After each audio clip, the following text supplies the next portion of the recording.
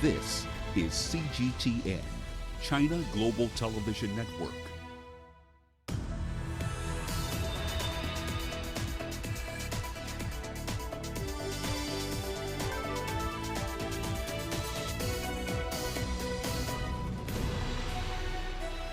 Hello there and welcome to Global Business Africa. We'll be giving you insight into Africa's business and financial markets. I'm Uche Okoronkwo, coming to you from Kenya's capital, Nairobi. Let's start with a look at the markets. Now, world markets settled today, and that's as we saw sharp market moves starting to fade off after fears of an escalation in US and Iran tensions abated. But of course, stocks in the developing world were down today as investors remain wary of riskier assets. MSCI's index for emerging market stocks fell 0.5% on the day. That's its first weekly decline in 6 weeks. On the continent, Nigeria's market climbing almost 4% today, and that's on the back of a rally in construction and cement stocks. We saw Julius Berger climbing almost 10% on the day, while large cap stock Dangote Cement climbed about 9.35% today. Now, also coming up on the show, global airlines avoid the Iraqi airspace after Ukrainian plane crash. Tanzanians rush to beat the deadline for new tamper-proof passports. An ex-Nissan boss speaks out from his hideout in Lebanon. Now, Ukrainian International Airlines says the crashed Boeing 737 plane had no prior technical problems. The passenger jet crashed minutes after taking off from Tehran's main airport on Wednesday, killing all 170 people on board. The airline says that the 2016-built plane had no faults when it was last checked on January 6th. The plane had been delayed from taking off from Imam Khomeini International Airport by almost an hour. Here's CGTN's Alexandria Majala with more. Following the crash of Ukraine International Airlines flight PS-752 shortly after takeoff from Tehran on Wednesday, Iran announced the recovery of the Boeing 737's 2 black boxes. Iran's Civil Aviation Organization says that based on global aviation rules, it was the right of the country where air crashes occur to carry out the investigation, adding that they will not hand over to the U.S. the recovered black boxes of the Boeing 737 that crashed and killed all 176 passengers and crew. Of course, we will demand that this investigation is conducted as transparently as possible, so that all international or public organizations that could ensure or strengthen trust in this investigation are brought in. While the crash is suspected to have been caused by mechanical issues, airport authorities claim it passed inspection. The plane was manufactured in mid-2016. It was received directly from the Boeing factory and was not used before. There was no concern regarding the plane's technical condition. The last check was conducted on January the 6th, 2020, and there was no rebuke. The plane was in good condition. We did not get any comments from the crew when they arrived in Tehran or before their departure. According to Flight Radar 24, flight data from the airport showed a Ukrainian 737-800 flown by Ukraine International Airlines took off Wednesday morning, then stopped sending data almost immediately afterward. The crash came hours after Iran launched a ballistic missile attack targeting 2 bases in Iraq, housing U.S. forces in retaliation for the killing of Revolutionary Guard General Qasem Soleimani. Alexandria Majala for CGTN. Meanwhile, several major airlines say they've now rerouted flights to avoid the airspace over Iraq and Iran. Dubai-based Emirates Airlines has cancelled a return flight to Baghdad following Iran's missile attack on US-led forces in Iraq. In a statement, Emirates says the company is carefully monitoring developments and will maintain close contact with the relevant government authorities regarding its flight operations. Now, the Federal Aviation Administration has banned US carriers from the area. Singapore Airlines, Malaysia Airlines, Australia's Qantas, Korean Airways and Thai Airways are amongst airlines who are avoiding the Iraqi airspace. Qatar Airways, however, says its flights to Iraq were operating pretty normally. Well, Julia Chapman is in Moscow with the latest from the ground. Julia, great to have you on the show. Now, last we heard, both black boxes from the Ukrainian airliner had been recovered. Julia, are there any new details trickling in about the plane that crashed outside Tehran? What's the latest? That's right. Those two black box flight recorders have been located by the Iranian investigators, but they say that they are not going to hand them over to Boeing. There has been some suggestion that they might hand them over to other countries for assessment, for analysis, because that, of course, is where we will learn the true answers as to what went wrong with this flight that caused it to crash. That is where all the data is stored, in the black box flight recorders. But Iran so far seeming a little bit reticent to hand them over, at least to Boeing, to analyze that data. Boeing says, of course, it is aware of the situation with the crash and is looking into it. They don't know yet whether it could have been a flight error, an error with the plane itself, a technical error, perhaps a pilot error. And of course, there's still some speculation that it could have been linked to the situation in the region, with Iran carrying out airstrikes towards Iraq, where those U.S. bases are situated. But the Ukrainian government has warned against any speculation so far as to what the cause might have been. Well, Julia, the world is already on edge over the rising tension in the Middle East, and now, of course, this latest event. So what sort of response are we hearing from that part of the world so far? And just keeping in mind the fact that President Putin did land in Syria on Tuesday. That's right. So far, Russia says it is assessing the security situation with regards to flights and tourism in the Middle East. But so far, unlike a number of those other airlines that you mentioned earlier, Russia has not prevented any of its airlines from avoiding the region and has not cancelled any tourist trips to the region or over the region. So that's something that Russia is keeping a very close eye on. But of course, a number of other people are watching the geopolitical situation very carefully. Of course, Russia no less so. President Putin, as you said, was in Damascus yesterday visiting President Bashar al-Assad. Russia, of course, has been propping up the Syrian government in the conflict there, and now is a particularly delicate time, of course, after the U.S. killing of Qasem Soleimani, the Iranian general. So tensions are very high in the region, particularly in Iran. It's an area that many countries are keeping a very close eye on. This tragic incident with the Ukrainian airliner, it's still unknown whether it is related to the ongoing political situation in the region, but we'll find out in the coming weeks and months as that investigation continues. Well, many thanks for that update, Julia. Of course, that's Julia Chapman joining us there in Moscow. Well, let's stay with those tensions. Oil prices have risen after two bases which are hosting American troops in Iraq were hit by ballistic missiles. Crude hit a three-month high of almost $72 a barrel immediately after the incident. The prices have since retreated after the earlier surge. Now, Iran's missile attack on U.S.-led forces in Iraq came early on Wednesday, hours after the funeral of Qasem Soleimani.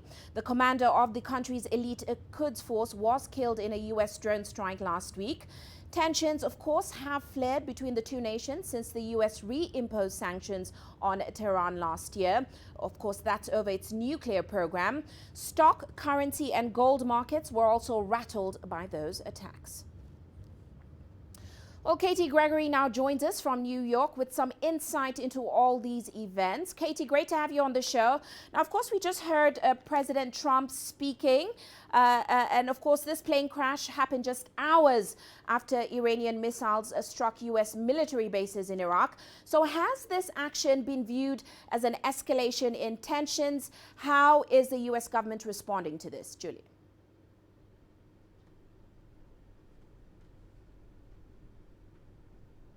Well, this is a very delicate situation indeed, and of course there is no indication that that plane crash is linked to the missile strike or caused as a result of that military action in Iran. This missile strike was an expected retaliation from Iran, one that its supreme leader is saying was proportionate in response to the killing of its major general Qasem Soleimani.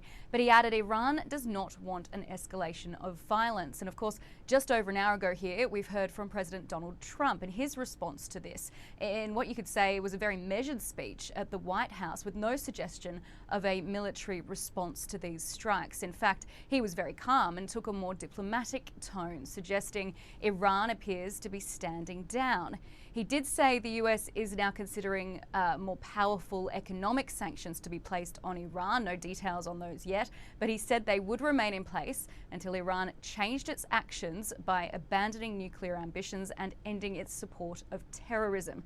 So certainly it seems for now the US won't be launching any further military action against Iran. But of course, President Donald Trump is not just facing backlash in Iran, he's also under fire here in the US from lawmakers who say they were not briefed prior to this military strike, which killed Soleimani, or on the justification for that strike. But we do believe the Trump administration officials are briefing members of both the House of Representatives and also the Senate as we speak.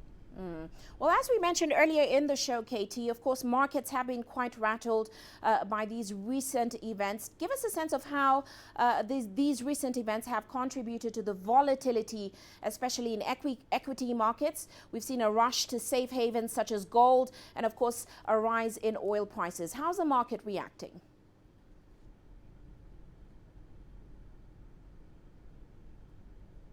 Well, we did see that huge spike in oil prices, as you mentioned earlier, after news of the missile attack. But markets, particularly here in the US, are calming down a bit now, you could say.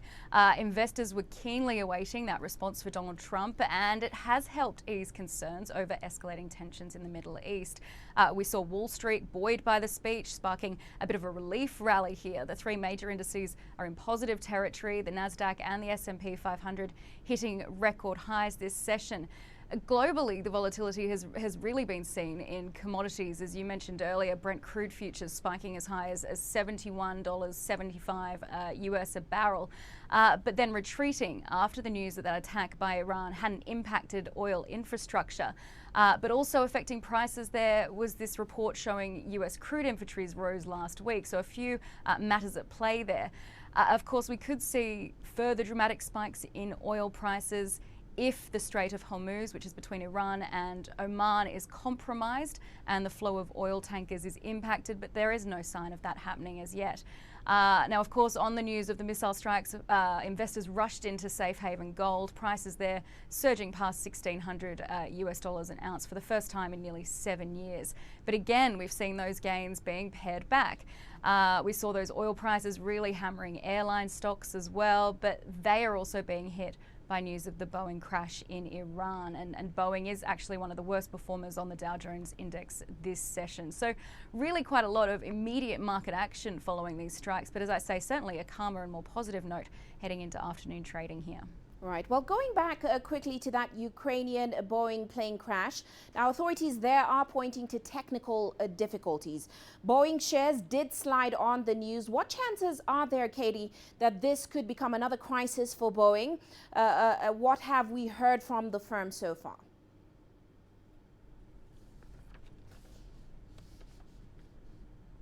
Well, so far we've just heard of a very short statement being released by Boeing saying, quote, "Our heartfelt thoughts are with the crew, passengers and their families. We are in contact with our airline customer and stand by them in this difficult time. We're also ready to assist in any way needed." Now, of course, the airline customer there being the carrier, Ukrainian International Airlines. And we have to point out there are a lot of conflicting reports, as we've heard, and speculation at the moment over the cause of this crash. And it could take months for any answers to come out, particularly with the issues over the black box being handed over to Boeing potentially.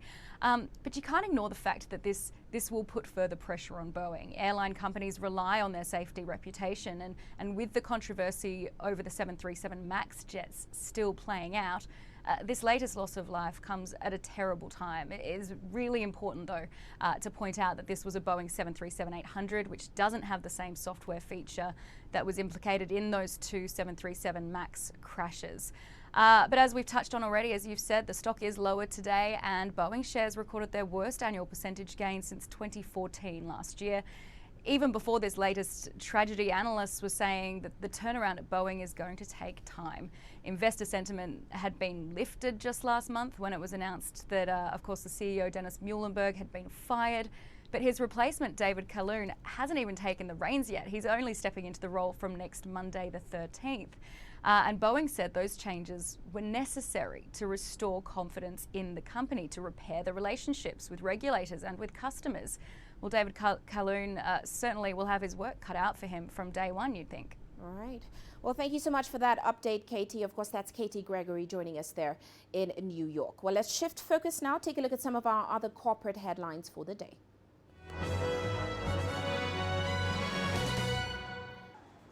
Now, South Africa's third largest lender, Absa Group, has reached a $497 million agreement with the World Bank's Multilateral Investment Guarantee Agency.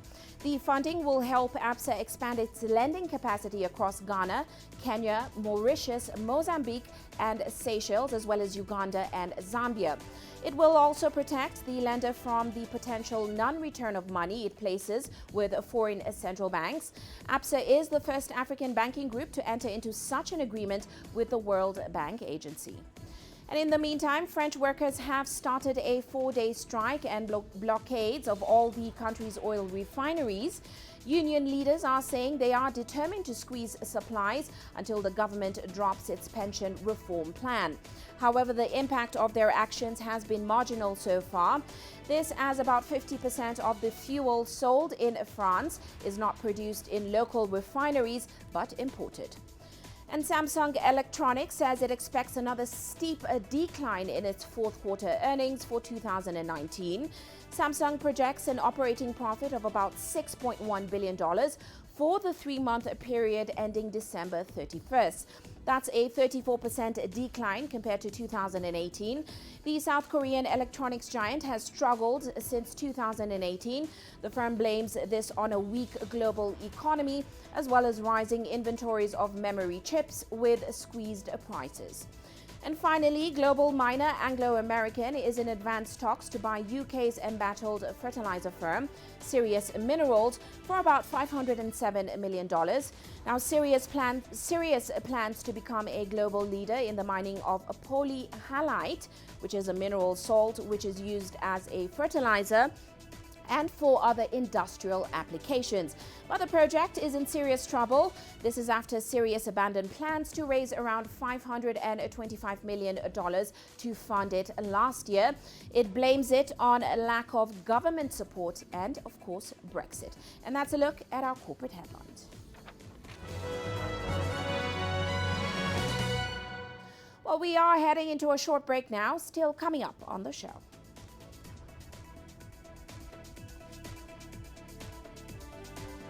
Tanzanians rush to beat the deadline for new tamper-proof passports.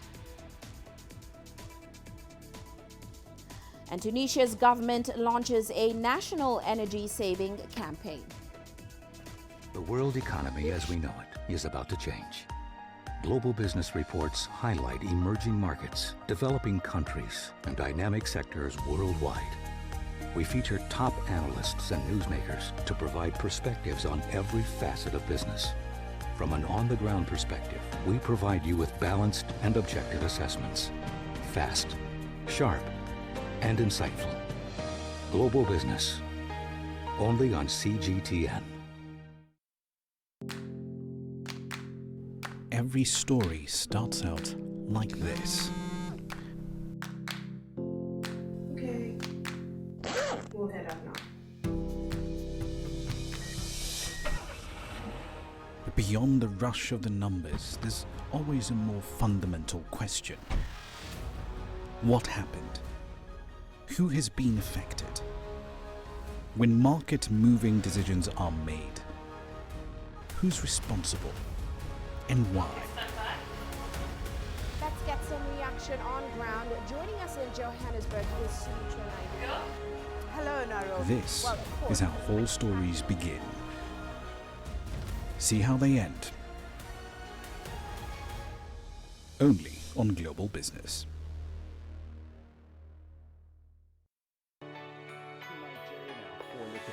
Data out of the country. The country's foreign currency reserves.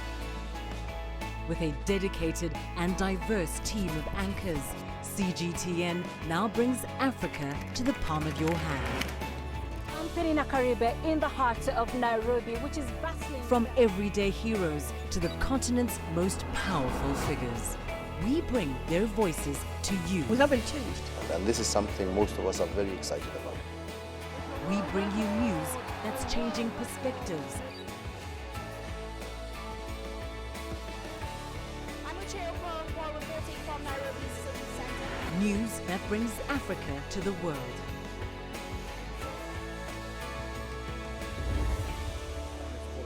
CGTN. See the difference.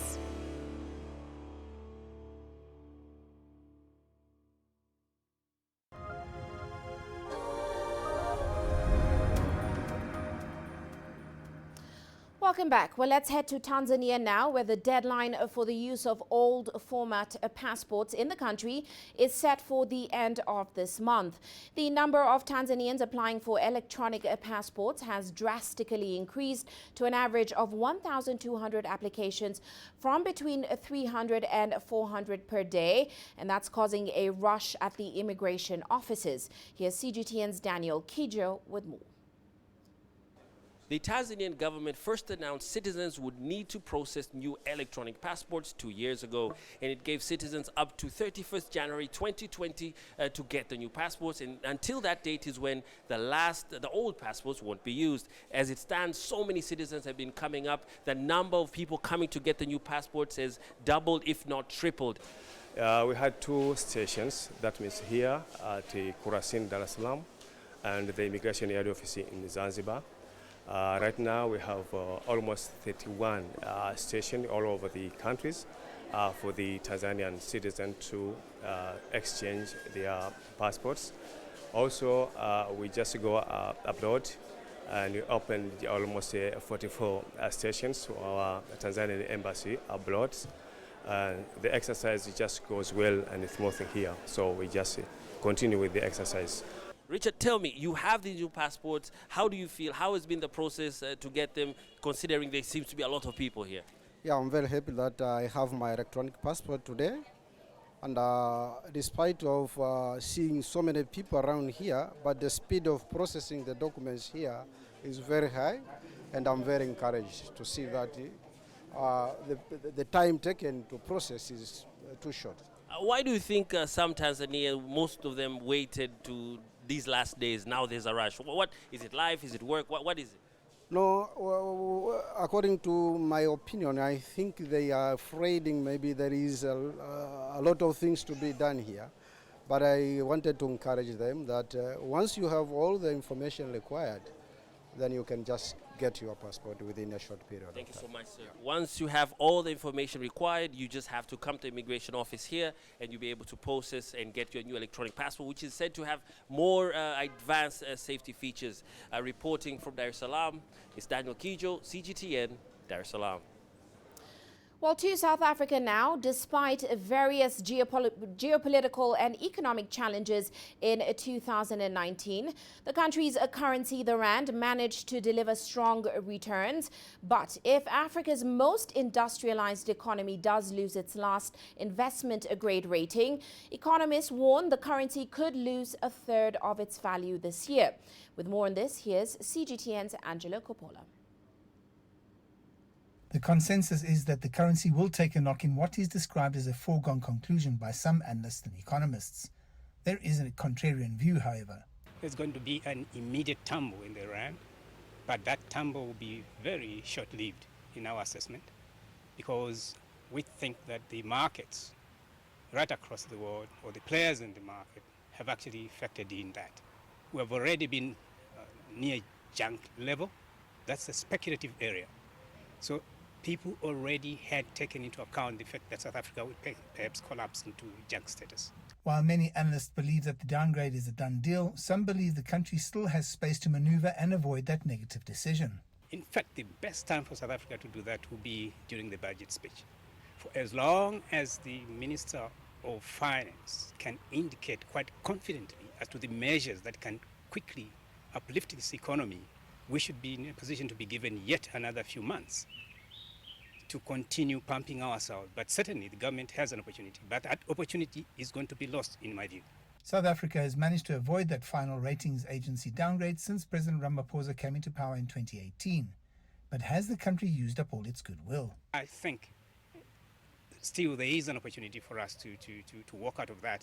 And for as long as the president in his speech, for example, that's coming in the next 2 days or 3, talks about it, and then the finance minister emphasizes on that, we should be able to swing the minds of so many of these decision makers who are likely to press, if you want, the button of downgrade. There have also been projections that bond markets will also suffer if a downgrade happens. Others suggest that the opposite is likely to happen because of the global bond market yields. If you look at the global economy right now, the negative yields in Europe, indeed in some countries in Asia, yield hunters are so hungry for good yields. South Africa sits as one of those economies that have got good yields, and they would definitely not pump money immediately out of the country. In fact, some will be coming in. It's crunch time for the South African government and the South African economy, but it seems that it can be resolved and we can be given that space to actually grow the economy. And hopefully the government will take that opportunity. I'm Angelo Coppola for CGTN in Tshwane, South Africa. Meanwhile, South Africa's seasonally adjusted Purchasing Managers Index edged lower at 47.1 index points in December, and that's compared to 47.7 index points recorded back in November. Now, APSA records that new sales orders and business activity in the country slumped due to the scheduled power cuts in the country. The index, which gauges manufacturing activity, paints a bleak picture of the performance of South Africa's manufacturing sector. Through the year, the headline PMI only managed to edge above 50 points for 2 months in the year. APSA confirmed that some respondents for the December survey indicated production was lost due to the load shedding scheme, which was implemented by state-owned power utility Eskom. And moving on now, the Tunisian government has launched a national energy saving campaign. The ministers of Education, Energy and Industry have launched the first solar photovoltaic panels, which will to back that campaign. CGTN's Adnan Shaushi has more. Tunisia aims to improve energy efficiency and to reduce the cost of the subsidized electricity at public educational institutions by relying on photovoltaic panels to produce solar power. The ministry installed the panels only weeks after signing an agreement with the National Electricity and Gas Company. The energy cost is the highest expense for schools. This ambitious project will be implemented in thousands of schools nationwide. Tunisia has the necessary technical expertise to produce solar energy at public and educational institutions. Solar energy technicians and engineers have trained teachers and schools directors on using the new equipment. I've been accompanied by specialists, and now I can use the system on my own. This is an important achievement for the school, the teachers and the pupils. Over 2 million pupils will be sensitized to the importance of energetic control, which is the key to improving the energy efficiency in Tunisia. We can save energy in the classroom while reducing our dependence on fossil fuels. We are also saving the environment. The Minister of Education emphasized Tunisia's great potential of solar energy. The North African state has the advantage of being exposed to more than 3,000 sunshine hours per year. According to the Ministry of Energy, the debt of public schools to the National Electricity and Gas Company STEG is estimated at $4.3 million. Authorities assert that the National Energy Saving and Energy Efficiency Campaign will help reduce the annual energy bill. Adnan Shawishi, CGTN, Tunis. You're watching Global Business Africa. We're heading into a quick break, still to come.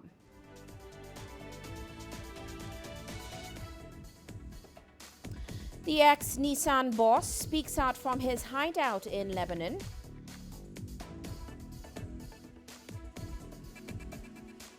And businesses ground to a halt as thousands of workers go on strike in India.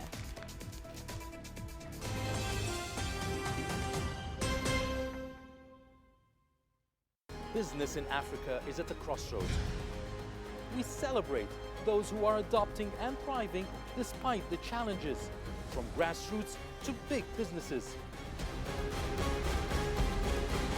Global Business takes you along for the ride as we track the making of a giant. Only on CGTN.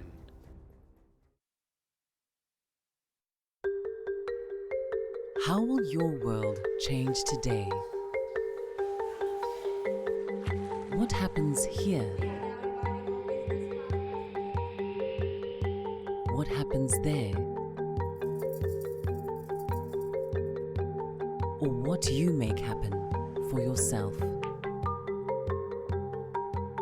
If it matters to you, it matters to us too. Your stories are the stories that need to be told. Africa Live. Find your voice.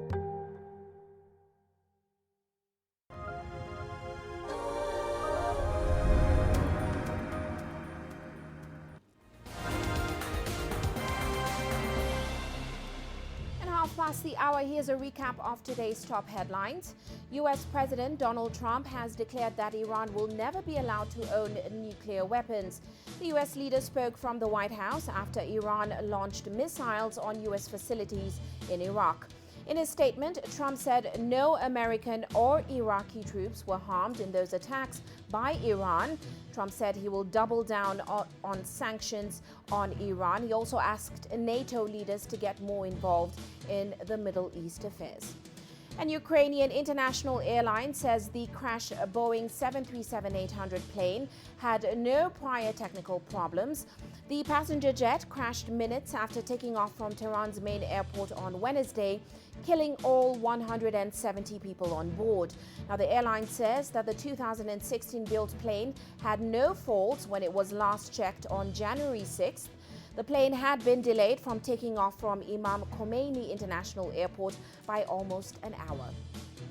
And leaders from Turkey and Russia are calling for ceasefire in Libya by January 12th at midnight. The deadline has been announced by Turkey's Foreign Minister Mevlut Cavusoglu. His remarks came at a press conference with his Russian counterpart Sergei Lavrov in Istanbul.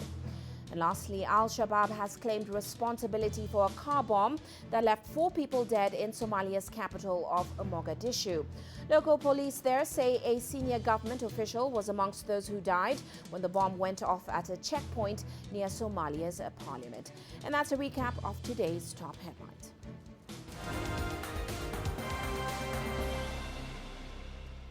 Now, former Nissan boss Carlos Ghosn has said the decision to flee Japan, where he was charged with financial misconduct, was the most difficult in his life.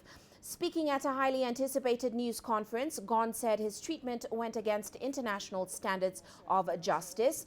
He also claimed that he was left with no other choice but to flee in order to protect himself and his family. Now, in prison, Ghosn said he was kept in a cell with a small window and only allowed to shower twice a week. He also allegedly spent about 130 days in a windowless cell while in solitary confinement. Prosecutors alleged that Ghosn made a multi-million-dollar payment to a Nissan distributor in Oman. Ghosn insists that he is innocent of all charges made against him. I would be ready to stand trial anywhere where I think I can have a fair trial. Anywhere. But the only reason for which, if somebody could guarantee to me, which was not the case of my lawyers, when I asked my lawyers many times, and they will tell you that, in Japan, will I have a fair trial? They were very embarrassed. They told me, we're going to do everything for you to have a fair trial. And they kept saying this to me, which worried me a lot. And heading to India now, where tens of thousands of workers have led a strike in parts of the country. The strike has disrupted transport and banking services in most parts of the nation. Now, the protests are against privatization and the growing impact of an economic slowdown on jobs in the country. CGTN's Terry Wangari with more. More than 10 national trade unions affiliated to left-wing parties have called for a nationwide protest against Prime Minister Narendra Modi's labour reforms. These include the privatization of state-run companies, Air India and oil major BPCL, as well as a merger of public sector banks. Today, the whole of India is observing a shutdown. All the banks in the country are shut. This is to protest against the federal government's anti-employee policies and their policies of privatization. We want to show them that they will only be able to run this country if they support their employees. Otherwise, we will keep on agitating and coming out to the streets. The government has warned its employees against participating in the strike.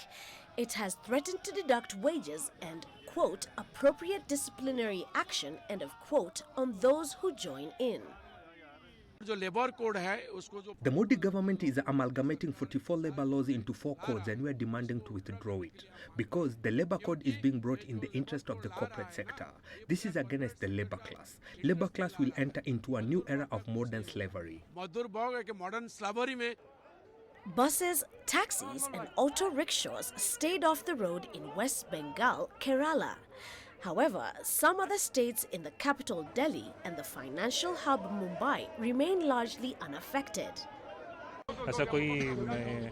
We have not recorded any untoward incident so far during the protests. We took in about 200 people from the city under preventive detention. There was a major rally coming which was stopped near the lower PMG square. We have arrested about 300 people from there as well. Asia's third largest economy is facing its worst slowdown in decades. The government forecasted a 5% growth for the current financial year, which is the slowest pace in 11 years. It is likely to cut spending for the current fiscal year by as much as $27.87 billion, as it faces one of the biggest tax shortfalls in recent years, mainly due to the economic slowdown. Terry Wangari, CGTN. And elsewhere, the United States and France have set a 2-week deadline to resolve an ongoing dispute over Paris's new digital service tax. Now, Washington says the tax discriminates against American tech firms. The world's biggest economy has threatened retaliation if Paris doesn't revoke the levy. With more on this, here's CGTN's Tony Waterman. This public hearing was a chance for both sides of this digital tax dispute to plead their case. Importers of French products and the French product makers themselves said that a tariff of any level, let alone a 100% tariff, that the U.S. trade officials are proposing would have devastating effects on their businesses. The former CEO of cookware maker Le Creuset, Faye Gooding, said that this tariff would threaten the company's very existence. Now, enameled cast iron cookware is just one of dozens of items on the U.S. proposed tariff list, totaling $2.4 billion worth of imports. Champagne, wine, certain cheeses and handbags, they are also targeted unless France modifies or drops the new digital services tax aimed at technology companies. Now, one wine importer that I spoke with said that this would be the biggest threat to the wine industry since Prohibition. When you buy a bottle of French wine, you're buying it from a U.S. retailer who bought it from a U.S. distributor. So these tariffs would also disproportionately impact U.S. businesses. They do much more damage to U.S. businesses than they would to French or European businesses. The proposed tariffs are in response to France's new digital services tax, which took effect in October. It's a 3% tax on companies with at least $845 million in global revenue and digital sales of $28 million in France. Paris says that it's designed to prevent big tech firms from dodging taxes, but Washington and tech associations say it discriminates against U.S. companies like Google, Facebook, and Amazon, and they fear that it will have cascading effects. Companies are now having to try to understand how to comply with this new system that departs from international long-standing global norms on taxation. So there's this administrability burden on these companies. In addition, there's a number of countries that are also looking at and following France's lead. While it is true that many of the 30 businesses impacted by this tax are American, it also affects Chinese, German, and British firms. Now, if France and the United States fail to resolve this issue over the next 2 weeks, these tariffs could come into effect shortly thereafter, but this will not be the end of the problem for Washington because Austria and Italy have implemented similar taxes. Those took effect on January 1st. Turkey's tax will kick in the early part of 2020, while the UK's comes into force in April, laying the groundwork for another year of tariff tensions. Tony Waterman, CGTN, Washington. And heading to Britain now, several of the country's largest banks, from Barclays to Virgin Money, have been unable to offer currency exchange services online since New Year's Eve. Now, the crisis follows a hacking attack on a foreign exchange firm, Travelex. The hackers are threatening to release 5 GB of customers' personal data into the public domain unless the company pays up. This includes social security numbers, dates of birth, and payment card information. They originally demanded for $3 million US, but doubled the sum after 2 days of non-payment. In the meantime, staff at the group's London headquarters have been told to return laptops before leaving the building as the company tries to get to the bottom of that breach. And moving on now, leading the way from e-commerce to robotics, China's new economy sectors are rapidly pushing ahead as the country transitions to higher quality development. But as our reporter Michael Wang now explains, recent reports call into question the sustainability of China's tech-fueled new economy. Well, recent media reports claiming China's new economy is losing its luster is short-sighted. The reports call into question the financial health of China's new economy companies. Now, these are companies using more advanced technologies to drive consumption and innovation. The reports sound quite alarmist, saying China's new economy sector may be over. Now, the voice of doom is rather contrary to the over 20% year-on-year growth in operating income seen between January and November of 2019 for internet-related companies in China. That income growth is nearly 20 percentage points higher than traditional industrial firms for the same time period. Now, when looking at China's new economy sectors, it's crucial to look at long-term trends instead of just short-term snapshots. The foundations supporting the long-term growth and development of China's new economy sectors are undeniably robust. On the supply side, that foundation's first layer is China's strong commitment to science. The country is the second largest spender on research and development in the world, accounting for over a quarter of global R&D in 2018, and that share continues to rise. It published the most science and engineering articles globally in 2018 as well, and has the largest number of science, technology, engineering, and mathematics graduates in the world. Now, this has allowed China to lead in e-commerce, in mobile payments, robotics, the Internet of Things, electric vehicles, just to name a few, and of course all supported by commanding positions in AI, 5G, and quantum science. On the demand side, China's per capita disposable incomes have risen over 50% from 2013 to 2018, with disposable incomes continuing to rise. Morgan Stanley predicts in 5 to 10 years' time, China will attain high income status. These all provide the consumption power needed to support the growth of new economy sectors. Another crucial driver that will allow China's new economy to soar is urbanization. But not just any urbanization, it's all about smart urbanization. China already leads in connected devices, with International Mobile Trade Association GSMA estimating that China will have more 5G connections in 2025 than Europe, the United States, Japan, and South Korea combined. It also doesn't hurt to have the world's longest high-speed rail system connecting the country's smart cities together. Smart cities, of course, boosting the development of new economy sectors. And on top of all of that, Chinese consumers are rapid adopters of technology. They absolutely embrace it. So, is China's new economy sector supposedly over? Nope. With such strong foundations, China's new economy is just beginning to shine. Well, let's move on now to China's growing eSports craze. It all started in 2018 when a local team defeated US and European players to win $5 million at the League of Legends Championships. Now, investments are pouring in and gaming is being taken more seriously in the country.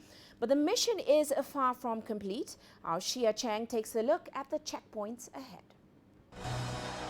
Sports on the screen, a $1.8 billion market by 2022 with almost 30% annual growth. And nearly half of the world's esports fans are in China. Esports clubs here are betting big. Ye Jingbo, CEO of tech giant JD's esports business. We aim to generate 1 billion yuan of revenues a year in 3 years. We had 100 million yuan in 2019 and will likely make 200 million in 2020. The core revenues comes from sponsorships. An esport athlete usually has a shorter career cycle than other professional sports people.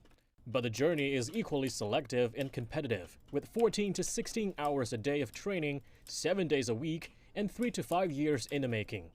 But these core assets of esports clubs tend to burn cash quickly in training and tournaments. Esports managers are looking at the NBA's revenue model. We are investing in our brand so that we can create better content and merchandises around our brand. We want to capitalize on the platform provided by JD.com and use our brand to create offline esports-themed commercial and entertainment spaces for people, and to turn performance venues into esports venues for bigger ticket sales.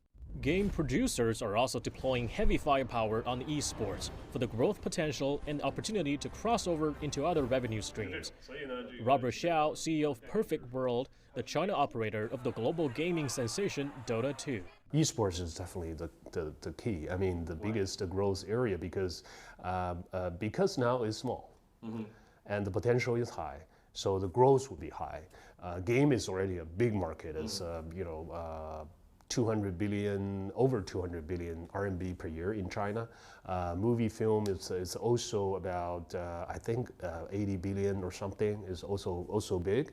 Esports still very, very small. It's a couple of billion. And we're looking for double-digit growth and in the next 3-5 years. And that would make esports clubs more valuable assets. I think for now is the game itself is the most important asset.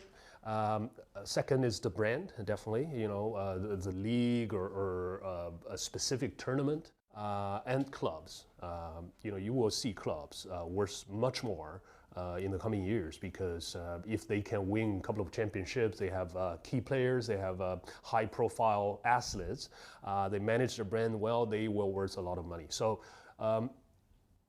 basically what I anticipate is the key players, star players, and the clubs in the next few years will coming up surge as the fastest growth value of asset. But that's only when they are still in the game. Given the short peak of their careers, esports athletes are hoping to move along to other areas of the business to make esports their lifetime career, whether behind the keyboard or behind the wheel. Xia Cheng, CGTN, Beijing. Now, the world's biggest tech event is well underway in Las Vegas, US. This year's Consumer Electronics Show is hosting more than 4,500 exhibitors. They have launched nearly 20,000 products so far, covering artificial intelligence, 5G, smart cities, and more. Well, CGTN's Ediz Tiansan is there and brings us this update. Tired of dragging your suitcase around airports? Smart suitcases can now follow you instead. And putting your baby to sleep may no longer be a hassle. Did you forget to put drinks in the fridge? No worries, this device will cool them in a minute. Or if you want to head to the beach on your cooler, that's now possible too. CES 2020 is unveiling hundreds of gadgets that are more capable and connected than ever before. This live outdoor reality rower will allow you to join a real-time rowing session taking place in another part of the world. Live outdoor reality here, you never know what's going to happen. In the comfort of your living room, you could be part of a live race with other users from around the world. Oh, wow. Or if you want a more personal training experience in table tennis, Forpheus has artificial intelligence that detects your level and adjusts its own skills to your pace. This is a very, very high-speed, high-precision robot that is constantly synchronized with the AI of vision technology and other sensors around it in order to increase human motivation and increase human skill. It can also detect your emotions in real time, and its competence will shift to keep you motivated. The same technology can also be applied in manufacturing with robots that can boost efficiency on assembly lines. And virtual reality could now open up a whole new world with the possibility of creating another reality in a virtual space. People are traveling all the time for work. The work travel industry is a $1.5 trillion industry and growing. One of the biggest industries. It's expensive, it's exhausting for people who have to travel, and it's terrible for the environment. So Spatial brings people from different parts of the world into the same virtual meeting room. The integration of these technologies into our daily lives could still take years, but their display at CES is a harbinger of how they might revolutionize our lives in the near future. It is Tianshan, CGTN, Las Vegas. And shifting focus now, let's take a look at how commodities performed today. Gold prices are surging past that $1,600 per ounce level. That's for the first time in nearly 7 years. That's after Iran's attacks against U.S. forces. However, the metal did pair those gains as investors awaited for a reaction from the White House. Meanwhile, oil prices were up as well, but they did remain below peaks, which were hit in early trading today. Prices gave up most of their early gains, and analysts are saying that market tension could ease as long as oil production facilities remain unaffected by attacks. Well, let's take a short break now. Still coming up.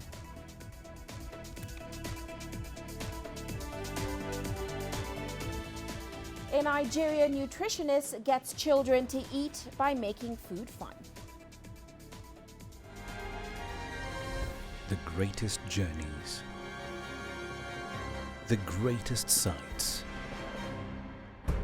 the greatest adventures. Here in Kanata, this weir allows the locals to walk on water. We're far more than just TV news. We're your passport to the wonders of Africa. To bring you stories of struggle, survival and hope.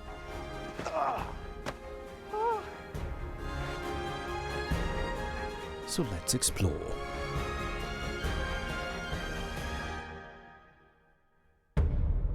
CGTN. See the difference.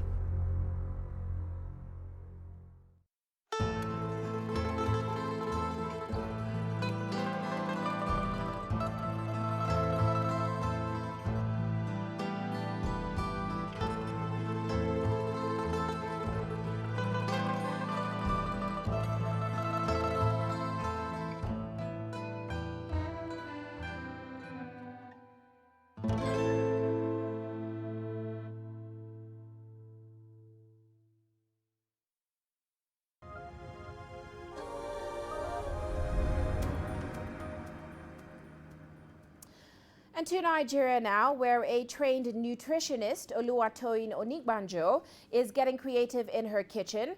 Oluwatoyin was inspired by her fussy toddler who would only eat meals which were served in an artistic or an animated way. She now runs August Secrets, which is a company that creates unique recipes for children in order to help curb malnutrition in Africa. Oluwatoyin Onigbanjo is shopping for vegetables at a market in Nigeria's commercial capital, Lagos. She runs August Secrets, a company she started in 2016 that develops healthy meals for children using locally sourced ingredients. I'm here to shop for vegetables and fruits to make amazing, healthy foods for the kids. You know, they're on holidays, so it gives me time to make this healthy food for them again. She likes to incorporate food art in her creations to attract and hold the attention of children who are mainly fussy feeders. Food should not just be eaten, food should also be good to look at, you know, let alone talking about children who love to play. So when my son, you know, Jaden wasn't eating well, you know, it was, you know, the first point for me to start, you know, making creative food, and that worked. So that was what inspired me to make food art, and I've been doing it. Having studied public and international relations, Oluwatoyin exploits the power of social media platforms to publicize her company by posting tantalizing photos of her meals to inspire her followers. Parenting has gone beyond just forcing children to do things. But when you're creative, when you take your time to really try to understand the reasons they do certain things, you'd be able to be a better parent. You know, so that's why, you know, for food, it's really important for me to, you know, make the food fun. And then if you don't eat it after that time, then I can discipline you. But when I make the food really creative, it's likely that, you know, the children would like it. My mommy knows that I don't like vegetables, so she makes my food like this, and I love it. My favorite recipes.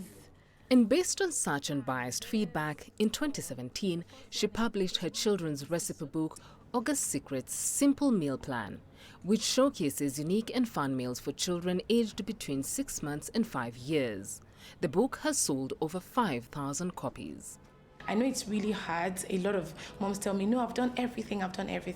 But the truth is, it's not all the time. You need to try, or you don't need to use your experience for your first child to judge your second child. The most important thing children need to see, they don't need to see perfect parents. They only need to see a parent who is making an effort. The moment they see that you're making an effort, today, 2 days after, 3 days after, you'll be amazed at how they'll start taking their healthy food after some time. It's ready to be taken off.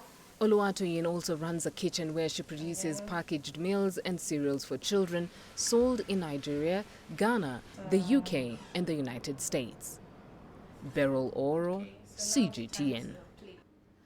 And to South Africa now, where in line with the outcomes of the Forum on China-Africa Cooperation, the government of Qinghai province in China is now holding an ethnic cultural exhibition in Johannesburg. Now, the exhibition seeks to build a community of cultural prosperity between China and South Africa. And CGTN's Yolisa Njamela brings us the details. The exhibition showcases the picturesque scenery of the vast Qinghai province, further showing folk customs and the remarkable achievements the province has attained in socio-economic development. Qinghai is a so beautiful place and so many things, worth to see. So I think this is a very good opportunity for the delegation to bring this opportunity to us. And let us know Qinghai and understand Qinghai better. The display also showcases ecological conservation, cultural heritage protection, and ethnic unity.